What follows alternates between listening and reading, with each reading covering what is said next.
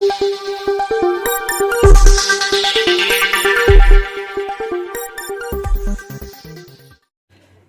दोस्तों, मैं हूँ कीर्ति और जैसा कि आप सभी देख रहे हैं, इस वक्त मैं मौजूद हूँ राष्ट्र संत तुकडोजी महाराज कैंपस यूनिवर्सिटी के कैंटीन में। आप सभी जानते हैं कि हमारे जो नागपुर का टेम्परेचर है ना, दिन प्रतिदिन बढ़ता जा रहा है। अभी भी फेब का महीना है और आपको ना तापमान 33 से 34 डिग्री पर दिखेगा। मतलब सडनली हमारा जो वातावरण है इस कदर बढ़ते जा रहा है कि नागपुर वासियों को इससे काफी प्रॉब्लम हो रही है। लोग पसीने की वजह से और बहुत सारी इरिटेशन की वजह से ना नागपुर की गर्मी से बचने का प्रयास कर रहे हैं। क्या वजह हो सकती है, नागपुर की गर्मी इस वजह से क्यों बढ़े जा रही है, इसके लिए ना मेरे साथ कुछ स्टूडेंट्स मौजूद हैं। उनसे ओपिनियन लेती हूँ और जानेंगे कि क्या किया जाना चाहिए हमारे पर्यावरण को बचाने के लिए। तो मेरे साथ कुछ ना स्टूडेंट्स यहाँ मौजूद है। आपका नाम बताएं। साहिली।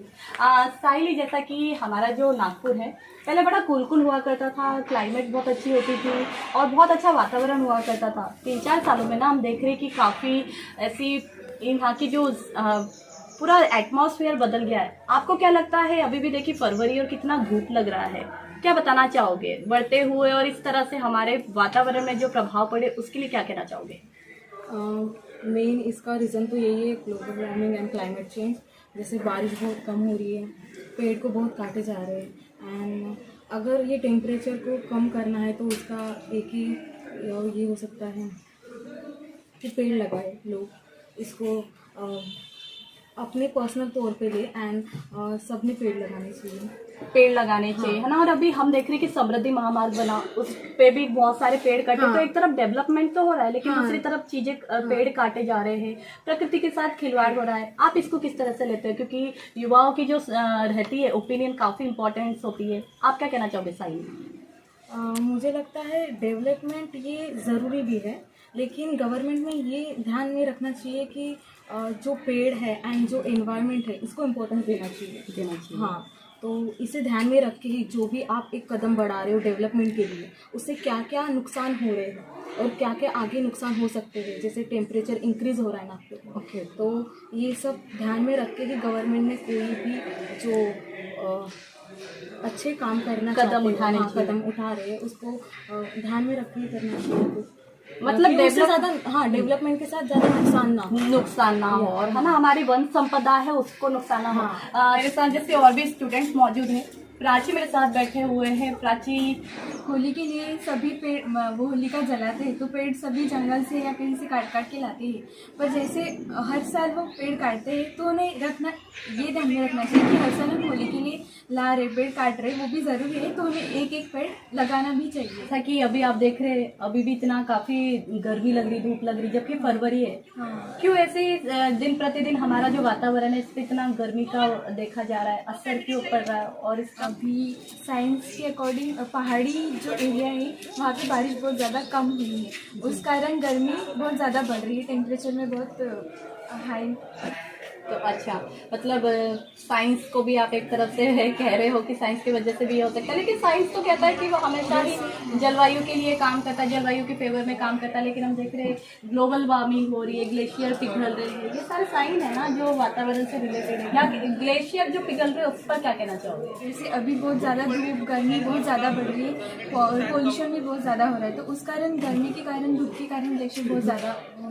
रितिका मेरे साथ इस वक्त मौजूद है। मैं रितिका से जानना चाहूंगी कि बढ़ते हुए तापमान की वजह क्या हो सकती है और वजहों को किस तरह से हमने संतुलित करना चाहिए।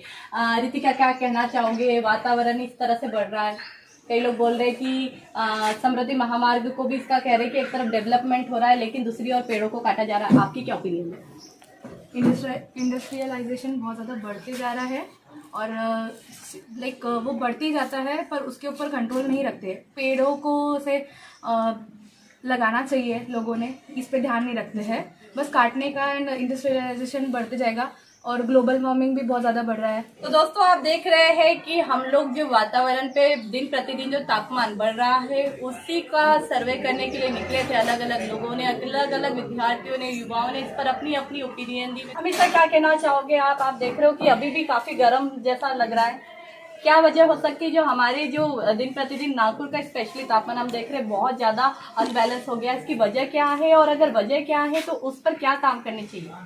एक्चुअली ये तो पेड़ों की कटाई की वजह से हो रहा है और प्रदूषण कुछ ज्यादा ही बढ़ रहा है, तो इसके लिए हमें पेड़ लगाने चाहिए और ज्यादा। और फिर पॉल्यूशन कम करना चाहिए, क्योंकि पेट्रोल से हमारी गाड़ी जो चलती है उससे पॉल्यूशन और ज्यादा बढ़ रहा है। जैसे हम पत्तियां भी जलाते हैं उससे धुआं वगैरह और होता है, तो वो सब कम करना चाहिए। और जैसे कि अभी होली भी आने वाली है, होली में क्या करते हैं ना लोग, हरे भरे झाड़ काट देते हैं और फिर उन्हीं की होली जलाते हैं। ऐसे में कई सारे झाड़ों को काट दिया जाता है। क्या कहना चाहोगे इस बारे में? होली में तो रिवाज ही है उनका, जो वो ट्रेडिशनल भी यूज कर रहे हैं, पहले से होता आ रहा है। मेरा नाम पल्लव है और होली में ज़्यादातर सूखे पेड़ जलाए जाते हैं, क्योंकि गीले पेड़ जलते नहीं हैं, तो उससे कुछ प्रॉब्लम नहीं होना चाहिए फेस्टिवल में। और हाँ, वहाँ पे पानी का वेस्ट ज़्यादा होता है, तो पानी की समस्या हो सकती है समर्स में, तो उस पर ध्यान देना चाहिए। और पेड़ की कमी की वजह से जो एयर है वो पास नहीं हो पाती, फ्लो नहीं होती ज़्यादा हीट से, इसीलिए एक एयर एक ही प्लेस में ज़्यादा दिन रहने से वो हॉट हो जाती है और वो ज़्यादा चेंज नहीं होने से हीट बढ़ती है। तो पेड़ लगाना चाहिए, सबसे इजी और सस्टेनेबल मेथड है, तो वही एक सॉल्यूशन है, पेड़ लगाना चाहिए। और फैक्ट्रीज और जो ये इंडस्ट्रीज है उनको हम कम तो नहीं कर सकते, क्योंकि वो हमारे लाइफ का पार्ट है, बट उनको मैनेज अच्छे से करना चाहिए ताकि कम से कम पोल्यूशन हो। और डेवलपमेंट तो मस्ट है ह्यूमन लाइफ में, पर उसके साथ साथ अगर आप एक जगह डिस्ट्रॉय सपोज कर रहे हो as a part of human development, तो एक दूसरी जगह तुम आपको मीन्स वो प्लांट्स या किसी दूसरे एरिया में प्लांट्स लगाने चाहिए, और वही साइमल्टेनियस एक बैलेंस में रखना चाहिए।